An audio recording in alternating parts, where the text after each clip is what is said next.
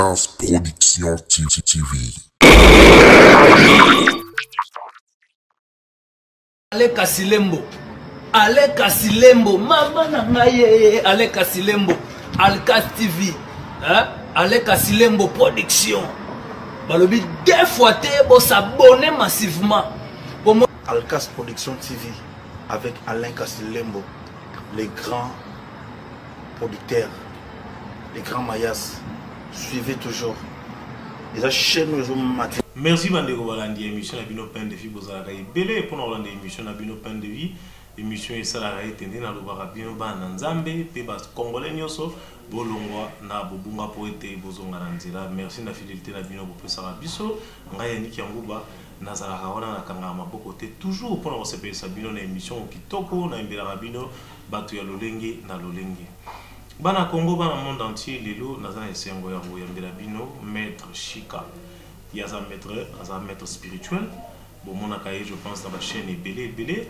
Mais Lilo, tout ça, c'est un royaume. Il y a la chaîne Nabiso, mais si je Lilo, sur la spiritualité en son entièreté. Donc, spiritualité, spiritualité, les akibos moto, les connaissances, les membres belé, les alliés, Katinango, il y a un ramoko, il y a un qui a un kokate, coupé Sabino Biano, Namituna, sur la spiritualité.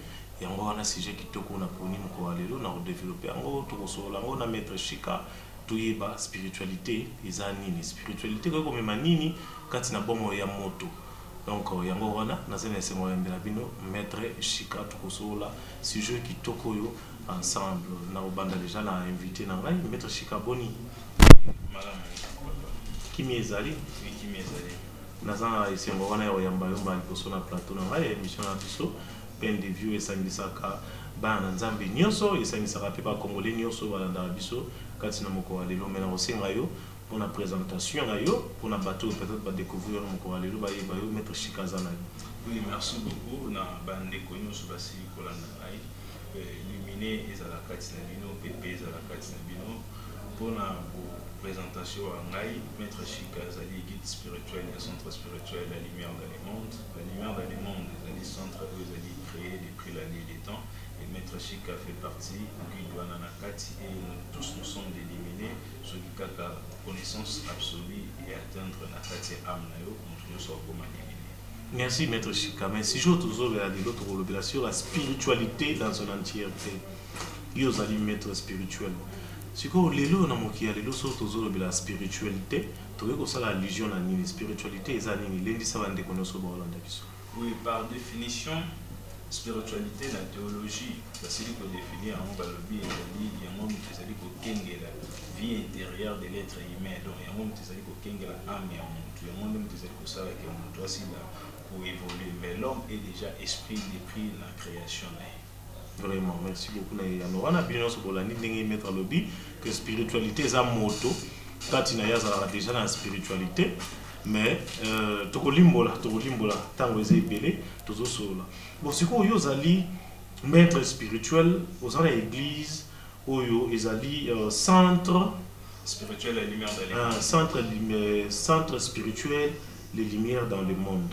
Expliquez bien sur un centre spirituel et lumière dans le monde. Lumière, dans une amour à lumière. Lumière est là qui signe, to et zaline pour la bande de connus sur le bord d'action. Oui, c'est le centre spirituel, la lumière dans le monde. Centre ezali endroit où ezali bosangani. Na kati na biso na kati ya la lumière dans le monde. Pourquoi tu dis centre? C'est parce que Montonio so azala zali chrétien, azala zali bouddhiste, azala montazali franc-maçon, azala montazali na autre ou na domaine moko quelconque. Azala chrétien. Asi la voyez très bien que Nzambe azala moko. OK. Nzambe azali na ba biteni tende besika ko kabola. Nzambe azali kaka moko. Et biso nyonso tozali kosalela kaka biteni ya Nzambe moko moko. Alors celui to sangani biso nyonso, lisanga na ba benga ya monini. Lisanga centre des amis ko lisanga musuzu ene lisanga na kati ya lisanga na biso moto nyonso asila rakoya na kati ya lisanga na biso to benga na ramondo te na kati ya lisanga na biso tozali na guerre diante lobi centre spirituel eza na kati ya na spiritualité des amis qui spiritualité des amis oyo ezali au-delà ya nyonso tozali komona. C'est parce que la spiritualité nde ezali kotala vie na biso. L'homme azalaki déjà esprit. L'homme ntango nzambe asila kotia nano na kati ya enveloppe mpo oyo tozali komona chair oyo ezali enveloppe. L'homme abandaki nano kovivre na kati ya pensée ya nzambe. Etango l'homme azali kovivre na kati ya pensée ya nzambe, nzambe apesi ordre na ba 4 grands architectes de l'univers basalela ye Caracas. Ntango basisi kosalela ye Caracas nde ba 4 grands architectes de l'univers bazwi sikoyo Caracas wana badepose yango devant ya nzambe. Nde na livre ya Genèse balobi nini nzambe asouffle sikoyo na zolo na ye nde ekekwa moto ebandi kosala nini ebandi kotambola. Donc l'homme azalaki déjà esprit. Nzoto tosili kolete eza nango simple Caracas moko boye oyo nzambe apesaki ordre na 4 grands architectes basalela ye mpe basaleli ye mpe baprésente yango epai ya nzambe. C'est pour cela quelque part na kati ya Bible balobi bien faisons l'homme à notre image, créons l'homme à notre image et à notre ressemblance. Donc tous ali ba image ya banzambe oyo bazali ba 4 grands architectes de l'univers et ye moko nzambe l'être suprême d'asilei ko souffler na kati. Donc l'homme azali déjà esprit. Tant on le dit centre spirituel, la lumière dans les mondes. C'est quoi la lumière dans les mondes? Dans le livre Jean chapitre 9 verset 5, Yoshua le dit très bien. Pendant que je suis dans le monde, je suis la lumière du monde. Alors, on a un alors, si vous bisopé va être humain, tant que vous en avez 4 alors bisopé tous en allez, polé ou ils allaient na kati ya mokili. C'est pour cela na kati na biso tant que tous allez au sa structure il y a centre netobaki centre Rosala Congo centre spirituel la lumière dans les mondes. Donc lumière où tous allez kolobela ils allaient lumière et à torche ils allaient popper sa biso ils allaient lumière il y a mwindo ils allaient pour entourer biso ils allaient lumière il y a soleil mais ils allaient lumière il y a connaissance puis lumière il y a parole. Ceux qui montent à Sili Kozana, connaissance n'est pas Sili Kozana, lumière. Ceux qui montent à Sili Kozana, Boigna ou Etalin Zakomba, n'est montent à Sili Kozana, lumière. Donc, lumière, tous allez pour le Vezali, ça n'a rien à voir avec des lumières ou tous allez comme on a naturel. Les amis, lumière par la connaissance, n'est le bicentre spirituel, la lumière dans les mondes. Merci beaucoup. Mais différence ni les alliés, les loyaux, entre ténèbres et la lumière. Moto aza na lumière, aza lo lengeni. Moto azali pe na ténèbres, aza lo lengeni. Ce qui tous allez pour la ténèbres, ténèbres azali juste molili. Ce qui tous allez pour la lumière, lumière ezali polé. Dans le livre il y a Ebandeli autobéni jeunesse, balobi très bien. La terre était informe et vide. Mais avant lumière ici la cause à la ténèbre c'est nini ezalaki. Ténèbres oh tous allez kolobela ezali ténèbres et enfer te pour battre belé singeli baye bara ça la différence entre ténèbres na enfer. Enfer ezelo mususu ténèbres bezelo mususu. Molili wana est très important na kati na biso c'est parce que molili ndazali mama ya polé. Mais si vous avez aussi la profane dans la case de molili, le la biso va créer biso na lumière. C'est parce que biso va créer biso na lumière. Et c'est que la montagne va nous lumière et près qui c'est que la montagne parce que ténèbres. Ténèbres n'est bien en partie obscure et en Zambé. Pour Nzambé azali na partie ezali luminée et azali na partie ezali ténébrée. Alors si quoi pesa biso partie ezali luminée, ensuite partie ezali ténébrée à bombia. Alors on a bail oyo ba aussi là pour comprendre la lumière, pour rejoindre ténèbres. Donc, par rapport à la définition, nous allons comme on a les ténèbres, ils allaient juste maman et lumière. Donc, ceux qui montent à la carte de lumière, c'est que non, on est bon, là, pour qu'il ne peut pas porter la carte de ténèbres. C'est parce que ténèbres, on aime décider qu'on porte la lumière, selon les Écritures. Mais si vous avez une motosingeli à ça, poète, yo lobby église n'avait ali centre spirituel de la lumière dans le monde. Mais si vous avez une singeli moto à ça là, poète, à kota to azwa lumière au yo pesa. Est-ce que yo moto pesa na no lumière to eza nzambe moto pesa la lumière? Nzambe asala li susu lorote. Ya solo wana. Écoutez ba tumsusu bazala na mo botata bani. Nzambe asali nga grâce, Nzambe d'amour. Nzambe asala raso eloko te. Nzambe asala déjà nyonso. Ok, donc atika mokili bo bunda na ndenge asala déjà nyonso. Tous ces systèmes nyonso sous ça Nzambe déjà sala. Tant balobaka la hiérarchie angélique ezali pour nous gérer makambo Nzambe asali. Nzambe asali le rôle la président de la République. et le président de la République a nommé au premier ministre. Premier ministre azali chef du gouvernement. Il y a pour gérer les institutions où était le gouvernement. Mais si c'est le premier ministre qui a dirigé. Le premier ministre chef direct est président de la République. Ezali ndenge moko na Nzambe. Nzambe ndenge azali le rôle de président asala nyonso. Puis a zui charge atiki yango na hiérarchie angélique. Siko ezana être suprême moko agiraka hiérarchie angélique babengi Métatron. Ah, Métatron, il y a encore Métatron. Oui, c'est parce que y a un archange Métatron. C'est vrai ça. Archange Métatron. Question à continuer. Archange Métatron, il y a un gérant, il y a hiérarchie nyonso angélique, na administration nyonso ya Nzambe. Et yesiko asili kocha bato ba kosimba sagesse ya Nzambe na bato ba kosimba volonté ya Nzambe. Ndesiko asila kocha archange babengi Raziel, azina archange babengi Tchafkiel. Basimbi pilier de la rigueur et pilier de la bonté. Soki bonté ya Nzambe ni kosalema. Ezali te ke Nzamba kolonga na trône na ye ayo pesa bonté na vie na yo te. Ezali archange asili kosimba pilier de la rigueur na pilier de la bonté. Ba osuko basimbi pilier de la bonté ezali na el ya Raziel. Ba o basimbi pilier de la rigueur ya Nzambe ezali na el ya Tchafkiel. Ya ezali avec ba Michael. C'est pour cela au moment où on na bitumba, c'est pas pour rien que mon archange Michael aya kaka pour une intervention. C'est parce que rôle na ba tcha ezali ka pour na bitumba. Soro ke ina livre Égypte au moment a très bien temps où Lucifer a commis pour la mikoua ya Moïse na Michael.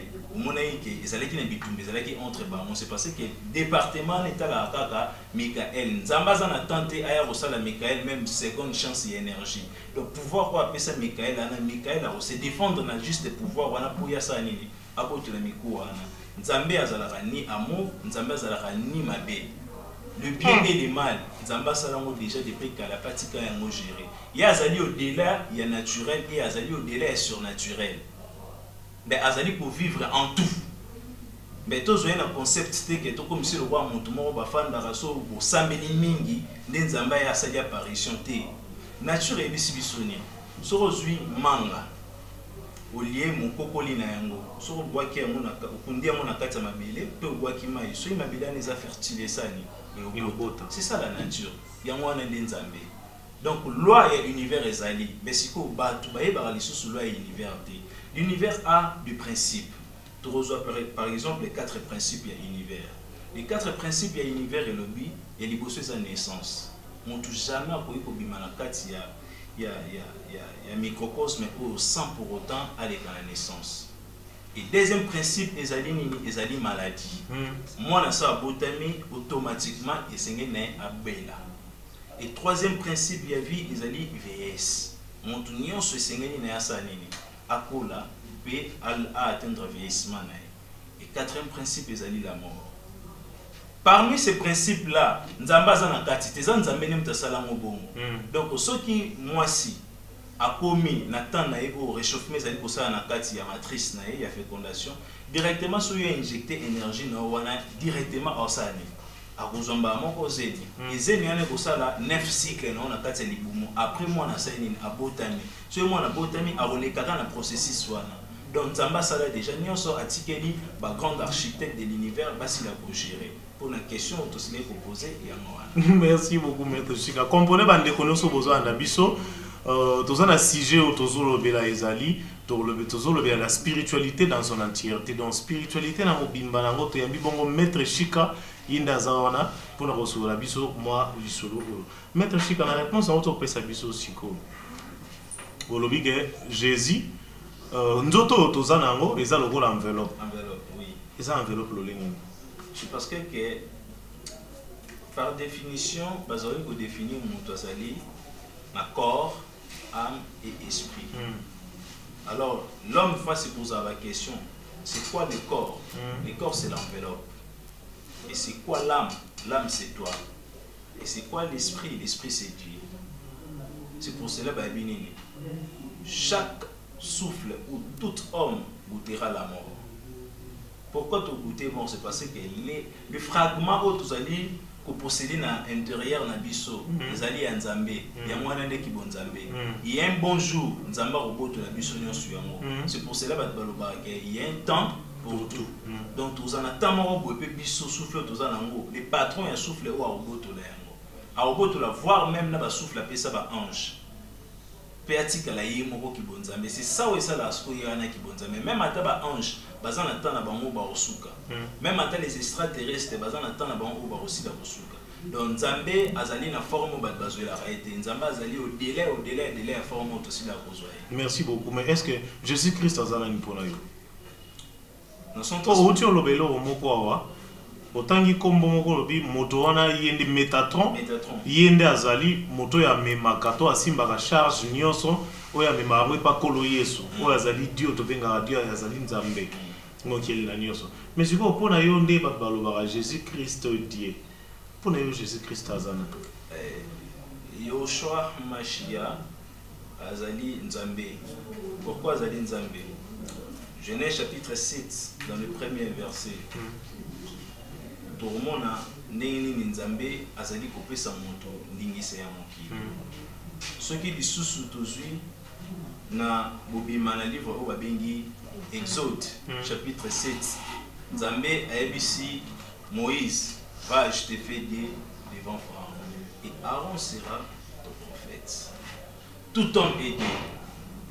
Il y a des versets bibliques qui sont pour l'examen que Montazali Dieu, mais Tozali va dire adorable. C'est les mêmes choses avec le maître au Bissotolinara, les 4e Métatron Sarpani, qui est Yoshua Mashiach, la d'autres doctrines Babingi Jésus-Christ. Il est même temps Métatron, il est même temps ange, et il est même temps homme, et il est même temps Dieu. Mais pas un Dieu adorable. C'est parce que dans Jean chapitre 17, verset 3, dans Jean chapitre 3, verset 17, à l'objet même chose, mais en forme contractée. À l'objet très bien, sa liaison n'est pas le seul vrai Dieu. Tant on l'objet le seul vrai Dieu, c'est qu'il y a aussi des faux dieux. Et aller aussi plus loin, à l'objet que ni sa liaison n'est pas et na moi na yo oyo sa nini otindi. Donc biso to reconnaîtra qu'il y a tous les couches. Je peux devenir Métatron, je peux devenir un ange. L'homme peut devenir aussi un ange. Comment ça? Comment ça l'homme peut devenir un ange? Dans Genèse chapitre 6, dans le premier verset, il y avait ma fils, Yanzambé, qui sur terre. À cette époque-là, les Alaki n'a patriarche mort pour vivre, Babengi Enoch. Malheureusement, l'église catholique tombe bazali pour canoniser la Bible, balongola qui livre, il y a Enoch. Les babengango parmi les livres apocryphes. Enoch tant on vivre sur terre. Azalaki na capacité très élevée. Tant ba ange ba pour ça la péché. Ba ange ba perdre des mers na bango. Ba ange ba qui peut Enoch. Ba si Enoch, tu es le seul homme sur terre. Soit aza ko sambela, aza ko sala ba méditation. Trône ya Nzambe ininganaka. Tosengi na yo osengi na Nzambe tongo kende osala ba prière na yo. Alimbisa biso zongisa biso na trône na biso esika tozalaki. Enoch akamu abiba, moi fie un homme. Bino boza ba ange na bosambela pona bino ndenge nini. Oh bino ndekutu biso to osambela pona bino. Ba si Enoch te yo zali na capacité très élevée que biso pour l'instant. Pourquoi? C'est parce que Enoch, tant on va pour ça la méditation, trône ya Nzambe et longwaki na likolo comme pour faire des païs naïe. C'est pour cela moi-même Christ a l'obéi très bien. Temple ya Nzambe zali nini nzoto na yo. So imoto zali pour ça la méditation, pour ça pour ça la prière, zali énergétiquement très élevé. Trône ya Nzambe ba no vivre na kati na au comme instrument par laquelle on Nzamba osani a osani. Donc Enoch a ça qui va pratique et cette pratique là est comme ça qui Enoch a comme nini ange. Peut-être a comme qui ramo on a ange a comme supérieur na bango de Enoch monta ça qui prière pas singé pas ya Nzambe Nzamba sala nini alimbisa ba ange wana pe apesa bango place na bango. Ndesiko Nzamba yo pesa bango donc atiki bango entre la voie lactée na les étoiles. Atiki bango na espace wana. Mais il y avait aussi d'autres esprits mosusu ko bandeka koya na kati mokili ko ba diriger sous mokili ba pesa mokili na moi et des harmonies. N'importe pe ya roi Salomon nde muta singa na Nzambe que ba ange wana Nzamba lokela bango esika moko afandisa bango. Donc l'homme peut devenir ange, l'homme peut devenir un métatron, l'homme peut devenir un dieu. Bibliquement parlé donc Salomon nde muta singa ki na Nzambe mais quelque part ba bengi bango ba extraterrestre au Salomon sengaki pa Nzambe Nzamba tcha kimia kati na bango ba bengi bango à route et à maruta.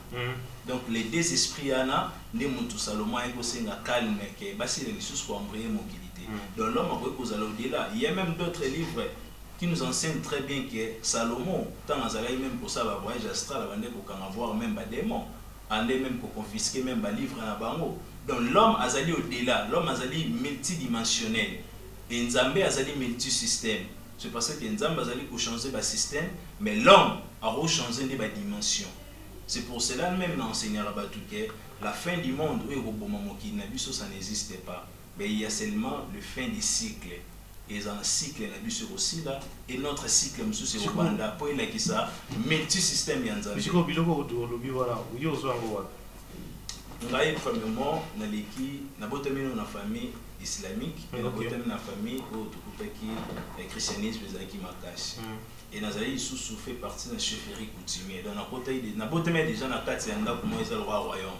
Donc yo engloba penda nyonso. Ozana islam ezana nzoto mo coutume ezana kati et christianisme et ezana kati. Et après avoir pour ça la recherche na ba mambo na ndo ça ndé na ko kutana na archange Métatron et avec qui pour transporter la même jusqu'en trône l'endé enseigné en marambo. Qui est archange Métatron? Archange Métatron c'est les patrons du ciel. Il est même tazali pour gérer tous les systèmes. Mais c'est comment on appelle la Bible les alliés. Bon, Bible est subi ça, la traduction encore est belé hein. Ils ont Bible à laquelle on va appeler ce biso balongola mo abilo ko belé. Oh, suite au salut moi ba remarque na fini ba catholique et na sape contre ba monter mais ça juste non pousser ba na analyse. Soyez ok, il y a une sainte église dans biso eza awa. Ba saint wana nyonso ba œuvre d'art ba tchela biso bazala ba Marie. Donc Marie ba tchela biso bazala toujours coloré na couleur blanc. Mais ba moment aussi bazala. Mais yo pour ça mais là on va bouger à bleu. Oui, non, comme appelle un mystère à bouger. Mais ba moment aussi bazali pour vénérer Marie na ba moment azala toujours na statuette ya noir. Les gens se posent pas des questions. Pourquoi biso tout ça mbela blanc, bon ba ça mbela noir. Donc cela veut dire que oh bazali kopé sabino, ce n'est pas ça la réalité. Donc quelque part la religion na biso ezali na mwandambo ya hypnose na kati nango. Donc ils allaient vraiment hypnotiser. Et c'est un moto qui est au-delà, il y a religion comme moto aussi la commune gloire à Nzambe. Donc l'archange Métatron est bel et bien dans les saints écritures, mais il est déjà prolongé par d'autres traductions. Mais ce n'est pas seulement un livre, aussi la comique, c'est parce que l'homme peut aussi être tué par les écritures. Mais c'est l'esprit de Ok, notre question. On va tout ça, émission pleine de vie. Dans la émission, ça a été binoba nanzambe nyoso bolunga, le bunga était bozonga nanzela. Si je te zobe alelo to zobe la spiritualité dans son entièreté, donc spiritualité na mozindo nango na mubimba nango, nga yaniki ya mbuba lelo na yambeli bino maître Chika. Maître Chika répond non na rande konoso ba na biso. Ozala randoki, c'est quoi la sorcellerie? La sorcellerie est allée sur le montage du pouvoir membre et surnaturel, côté négatif, c'est ça la sorcellerie. Mais yo pose randoki. Illuminé nous avons avancé. Éliminer. Mes questions répondent non rapidement aux andoki. Nous avons quitté la forme où on doit penser. Nous avons quitté. Mais éliminer, nous allons au délai à Kindoki. Kindoki, c'est une simple matière. Les âgés d'enfants, on va dire que ça va tout. Kindoki, les âgés d'enfants, mon toit a une spiritualité très élevée. Kindoki, ça les neurotés. Il peut manger avec des sorciers. Alors, ça, tout ce qu'il fait, c'est parce que quand moi je fais. Mais la publication, au tient dans Facebook, au comment avec aux andoki. Que je suis sorcier. Jamais. Ils allaient juste sataniser la bombe. Quand tout le monde a une image, c'est comme si on côté dans ma belle. Voilà juste des pratiques. Voilà juste des pratiques. Nzambala ça là na côté habillé ça là ils juste ka babilamba. Mais bilamba on il bangi ça là mo boy mutas couvrir mutu mobimba pesi ba tout mo congolais tout monde na ba film ba karashika ba nigérien ba forme ba démon ngai na apparence ba tout fanda na ba mo presque ba secteur moko ba lo ba mettre que vous a na aspect spiritualiste l'été. Pourquoi? Mais tu t'habilles avec des chemises comme ça et puis autant pour la normale. Et lamba, ils ont un juste lamba. Mais l'esprit n'a pas des fois bien disposé. Le corps est faible, mais l'esprit est bien disposé. Tout disposé, l'esprit n'a pas sous. Le babilamba, il surtout là, il y a un grimace. Ou il y a juste un message. Mais tu te demandes l'image aux Dinda, ma belle aux autres Dinda. Au monde, tu sais, dans mon kilo, aux autres, moi déjà que non, mon Dinda, toi, attends, bon, Nicolas Maï. Tu sais, dans moi, dénomination, moi, bon, et au Pessaï. C'est quoi, yo, moi, tu sais que tu vois qu'il ne peut, on dirait, dans moi. On dirait ça, moi qui on est à la partie, il y a exorcisme. Pour la carte, il y a pratique exorcisme. C'est quoi l'exorcisme? Bon, dans la carte, il y a exorcisme, il y a des cérémonies par laquelle il y a des esprits et il y a des rituels. Ah, c'est ça. Des esprits rituels? Oui, c'est ça. Mais lorsqu'on parle de la rituel, tout le monde a moi bibembe. Moi, les rituels des autres bibembe. Mais oui, moi bibembe, moi bakufa, moi moi suspect. Te biso monde mutu ba être humain tozoa ba langage na ba terme mususu to sataniser yango. L'exorcisme est très important et c'est la moto sala yango. Ce qui tozui kaka na Jean chapitre 9 na premier verset jusqu'à ce que tokoma na verset 7 au moins très bien pratique au culte au Yoshua salaki azwaki vraiment soina ya boaki na se abeti yango pe na zelo atie yango avec la misu pa lobi ba ke sukola na mai ya Siloé pe mutu tonga ki ya moni et batku bakomi ko kamwa donc ezali ba partie obscure donc de ngana bo epoko olimo na te kolimwa ezala mon importance te mais ce qui est très mais pour dinda déjà ma ce qui est très important c'est parce que ngane naza naza en 7 places différentes en même temps. Oh, c'est la même chose. Fidèle téléspectateur, comprenez, maître Chika Bindinga Zaboé, Nenga Biso a 7 places différentes. Mais c'est naturel. Comment ça? C'est naturel. Maintenant, on a 7 places. Comment est-ce que vous avez vu qu'on a 7 places? L'homme Nenga Zali posséder cette dimension en 4 séries. L'homme a Zali un corps physique, corps éthérique, corps astral, corps mental, corps bouddhique, corps atmique et les corps spirituels. Tous ces corps-là, ils ont des dimensions être humain. Ce n'est pas pour rien nous possédons les 7 paradis au Nzamba là-bas. Ce n'est pas pour rien tant Nzambé à ABC Moïse a sa chandelier, vous avez connaissance à chandelier. Oui, je connais. Tant vous allez comme un chandelier, na image, vous allez comme un ani.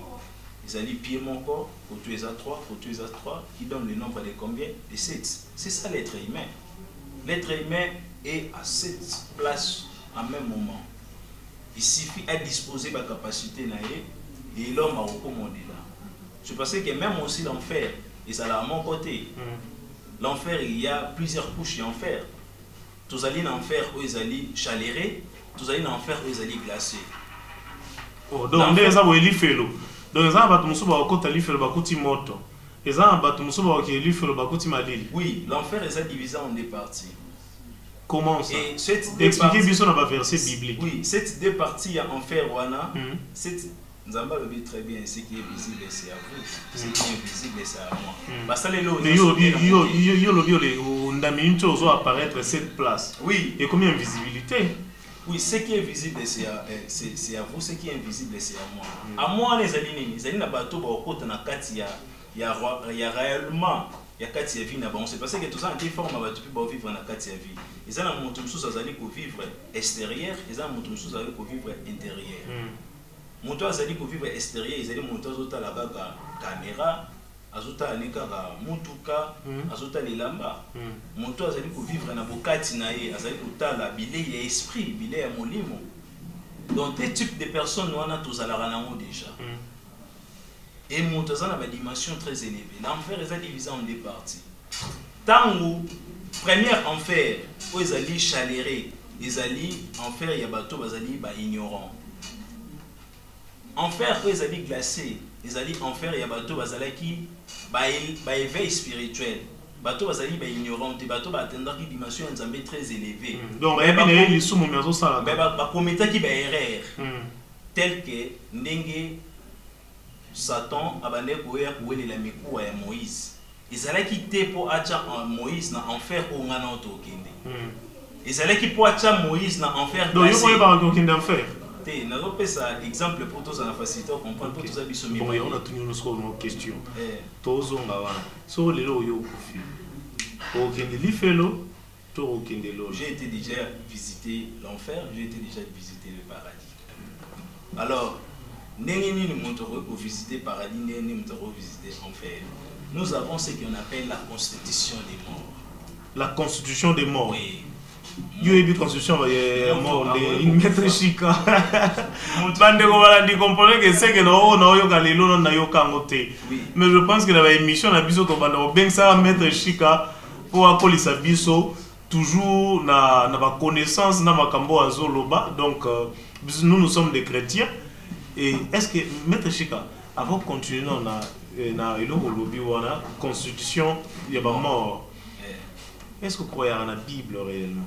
Mais je donne des versets bibliques, du début jusqu'à la fin.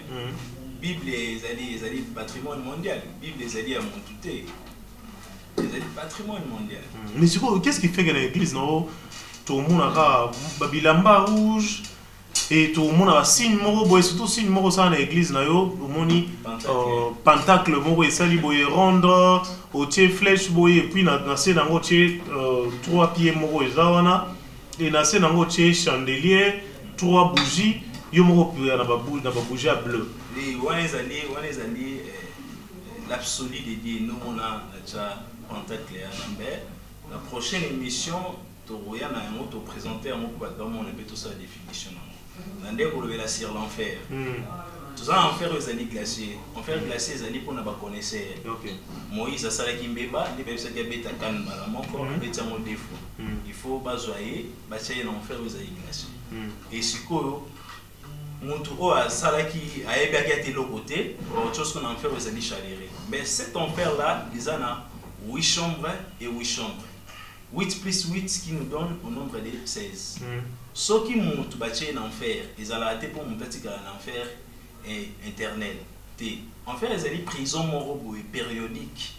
Mais nous ça pour finir et ceux qui mais ceux nous en faire aux chrétiens au croire oui donc molimo OK tant ba bandoki ba lokio ezate ke bayaki ba simbio na nzoto boy ba loko sur le plan mental ba loko na esprit donc même en temps faire autour le bagage ça cher te nous souffrir là pour cher éthique là na mo déjà na tombe wana OK cher éthique là na mo na miku éthique ni tie poli et ça dit production na mo mususu donc elo qui na souffrir ils ont l'esprit à monde. Et cet esprit-là a aucun décision pour subir 3 dimensions en enfer. Tant on subit 3 dimensions en enfer, et puis on a 5 dimensions en enfer aussi sur subir. Ceux qui ont l'exercice en enfer, ils ont sous la carte monkey. Ceux qui peuvent l'ongi sous dimension en enfer, ils ont glacé, ils ont sous la carte monkey. C'est pour cela moi j'enseigne déjà la réincarnation existe. Pour nous, âme et moto, esprit et moto, ils allaient réincarner, et c'est là les cycles, ils allaient enferrer, et c'est là les cycles, ils allaient paradisiaque. Mais ils allaient dans moto, soit koufi, mais à quoi qui mission a été, grand architecte de l'univers, ils sont sur la carte monkili, pour qui sa mission là.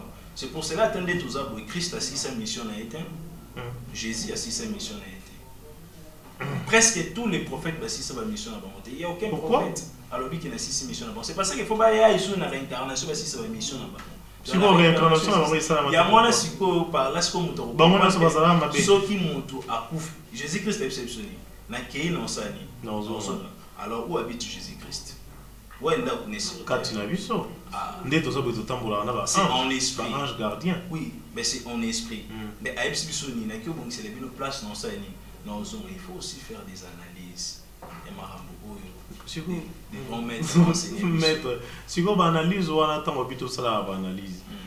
Il y a un livre belé à part Bible pour ça analyse comment la connaissance aux gens les livres où on a déjà la tanga, ils ont un livre pour les Chines, ils ont des livres au Métatron PCNI, puis ils ont des livres dans le temps sabato. Et les livres dans le temps, ils ont la nature.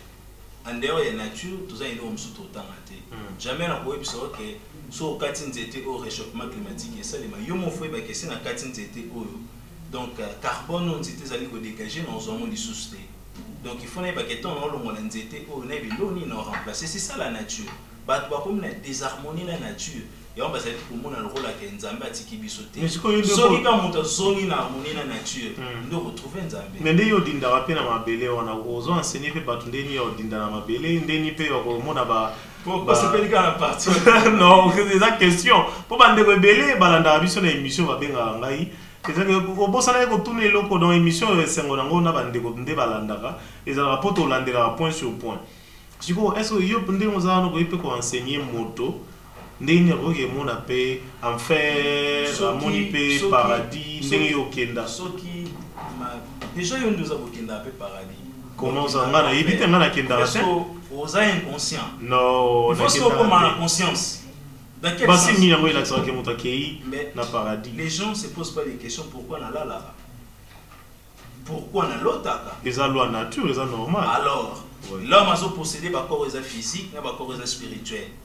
Tant déjà ce corps physique il a là, limite n'a pas ici, et c'est ce qu'on a corps spirituel et Seigneur est là. Je pensais que moi, na butu bakaboulaka 12 heures du temps, 12 heures du temps, qui nous donne 24 heures. Ils allaient pour ça égal, il y a zen, il y a 24 heures, il y a un manque. Je pensais que nous vivons tous à 24 heures.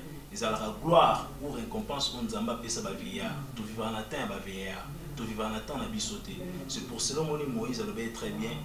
Un jour paradisiaque est égal à 1000 ans. Pour nous l'accès bisoté, bisoté vivre en atteint, il y a un zambé te mettre vivre en atteint ba vieillard.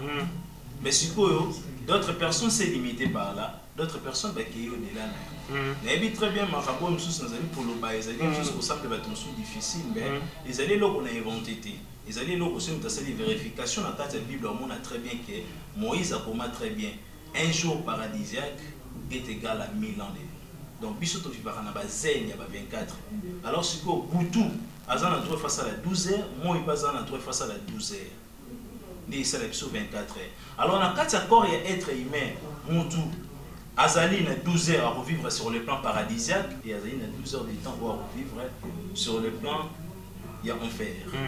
Donc, tu revivre dans le bonheur, mon babin temporel. La 4 et tant que tu as là, de temps que tu as dans mon kili, Azali ko vivre plan sur le plan physique. Et tant Azali ko là, Azali ko vivre sur le plan spirituel. Et corps spirituel n'a pas de limites. Pourquoi corps spirituel n'a pas de limites? Quelque part dans la Bible, Satan sur la Nzambe, Satan est vraiment trop Nzambe. Ah, Nzambe n'a attaqué Job, Nzambe n'a attaqué Josué, Nzambe n'a attaqué Maître Chika. Mais comment est-ce que Satan est lié à être mon négatif? Mais n'est pas comme un trop Nzambe ou Yokomarate. Or, Yokokomara, mais peut-être tu es inconscient. Il y a un moment dans la situation écriture, Balobi très bien. Dieu parle tantôt d'une manière et tantôt d'une autre. À travers un monde. Donc, nous avons une conscience très bien. Tant que le jour l'otaka, les abandotos sont qui n'ont pas Nzambe. Et les abandotos sont qui n'ont pas Satan. À ce combattre, tu les vois aussi en face. Et aux autres, la peine Nzambe, tu les vois aussi en face. Peut-être que on est posé 4-6 et déclarer toujours. Beaucoup trop de mais déclarer connaissance. Et il manque de connaissance. Nous avons déjà évacué. Avec les bateaux, il manque de connaissance. Il y a perdition. Donc, manque de connaissance, les outils dans mon temps qui nous délatent. C'est pour cela que dans le centre spirituel, la lumière d'éléments, nous allons enseigner au-delà de la connaissance. Et nous allons couper sa bâtonnière sur invitation. Le 31 décembre, vous allez à la conférence métatronique. Merci. Maître Chika. C'est quoi la délivrance mentale? Pour nous, autour de les 31 aux Obeng Sabato, au chepe prix montant $20 à chacun pour la délivrance mentale. C'est quoi la délivrance mentale? La délivrance mentale, premièrement, ils allaient changer par enseignement. Il ne faut pas comprendre la vérité. Enseignement, vous avez la Bible, tout c'est ça l'enseignement. Moto azali na moi boye bindam. Na mwandambo na tangisi a ju et aider mental na ye. Azali ko comprendre makamususu a comprendre qui te. Na makamususu pas comprendre qui mais est fortifié. C'est ça la délivrance mentale. C'est-à-dire sur le plan, il y a enseignement. Donc on peut savoir tout délivrance sur le plan enseignement. Il y aura l'exorcisme pour la batumsusu azali na maladie, mutumsusu azali na ba problème, mutumsusu a sentir abattement spirituel. Il y aura toujours l'exorcisme au Salima et il y aura aussi la transmission des lumières au Salima les 31 décembre. Merci Maître Chika. Maître Chika, mais si oui pas te béler va autant la biso, marambozo c'est bien. Mais si autant mon toya kuti bouger à blé. À kuti tapis za rouge. À côté de la signe numéro tout le monde a raison à signe démoniaque. Oui, Babylone, on a déjà au rendez-vous, c'est parce que les bisous travaillent déjà dans la bougie, tu travailles déjà avec des pentacles. Donc, si on taillé déjà dans le cadre. Avec des pentacles. Oui, dans le cadre de domaine. Donc, mon machine d'amboisant à Kati. Machine, nous, va juste les connaissances. Je pensais qu'il y a un livre à matcher, bah, le 3 000, bah, le très bien qu'il y a les 3 rois match. Qui ressemble à la pour Christ. Mais toi, on qui m'a dit, t'as un coin mouqué. Mais on va inviter, on a prochaine émission avant aussi, ça sera 2020. Osons aller sur sur la magie. Pour y on dirait tout le monde est clair. Magie, ils ont une définition bien, mais magie, ça va. Et magie, tu es bien, magicien, au lit, moi. Magicien, au lit, mais ça vient de tout ça, boy. À quoi, c'est là où on a poche, à quoi, il va me moment où il y a battu de loin, à commission, tout est possible dans la spiritualité. Ok, mais si vous connaissez la maladie, vous avez un déco au Hollande, ou vous avez un maladie spirituelle, le problème de spirituel, on va traiter ça le 31 décembre. Je n'ai pas dit seulement que le 31 décembre, notre traitement déjà mettre, mais le 31 décembre, c'est une bonne occasion où on a fait ce qu'on a pas dit. Est-ce qu'ils ont payé? Oui, les amis, donc de 20h jusqu'à l'heure, c'est passé qu'il n'y a pas de payer. Mais pourquoi ils ont payé?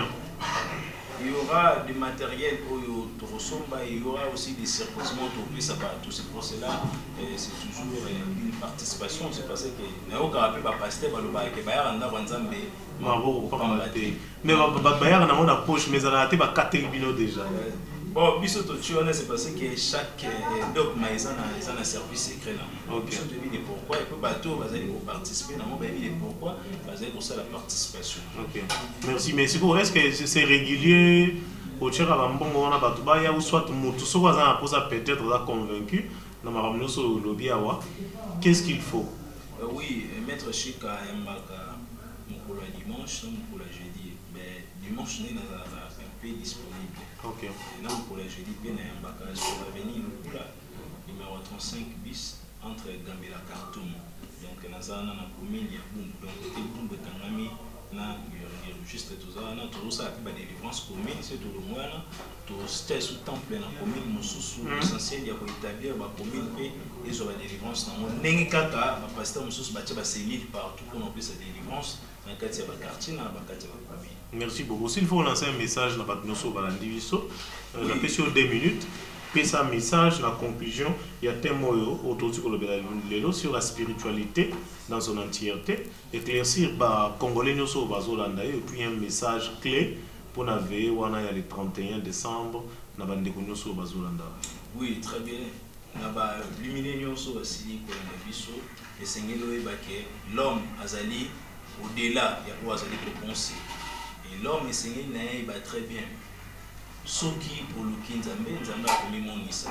Mais Nzambe déjà, ça la nuance, les arabes yondé pour se discipliner, pour s'exercer, dans la pratique où ils allaient lier, dans la force où ils allaient Nzambe, ils ont aussi là pour sa solution par rapport à ma campagne. Pour l'essence, quand vous allez couper ça, vous pour aller mais peut-être que vous allez ignorer. Sauf vos connaissances, pour mettre moi en pratique, pour voir même au-delà. Ce n'est pas mettre Chika qui est supérieur à tout le monde. Ce n'est pas toi qui es supérieur à tout le monde. Mais si nous sommes tous les gens, nous avons pour tous les premiers. Nous avons aussi la pour visiter sur le 31 décembre. Et vous en avez venu le numéro 35 bis. Pour la venu le coup là, ils ont appris. Dans la commune de Bumbu. Pour la piste de contact, ils ont plus de 143, 89. 63, 62, 367. Plus de 143, 89, 63, 62, 367. Wana aussi la Maître Chika, les Métatron, les visionnaires, les centres spirituels, la lumière de l'île. Merci Maître Chika. Merci pour la question Moyasuka. Est-ce que bateau peut-être basé pour ça, on a pour ça porte-monnaie magique? C'est ça la porte-monnaie magique. Yo comment à niveau on a été. Pour y avoir un maître spirituel et belé, on va avoir porte-monnaie magique, chance, moi c'est à bas la bataille, à grouper ça y est. Il y a ce qu'on appelle sa nature et ça dans déjà s'il faut avoir connexion sur nous. On va tout aider à rabattre dans la pratique, mais les porte-monnaie magique, Ok, merci beaucoup bandeko balandi bozalaki ebele ya kolanda émission na bino peine de vie ezalaki bonga wa bino Yannick Yanguba toujours na émission na bino kitoko peine de vie ndenge na misala kosepelisa bino koyela bino basujet ya kitoko koyambela bino basali na nzambe koyambela bino ba maître spirituel bino nyonso oyo bozalaka na posa na bango po ete bose retrouver. Merci beaucoup tokutani na numéro ya sika nazalaki bongo na bandeko nyonso oyo bazalaki na nsima machine napesi bino mbote mingi tokutani na numéro ya sika. Bye bye.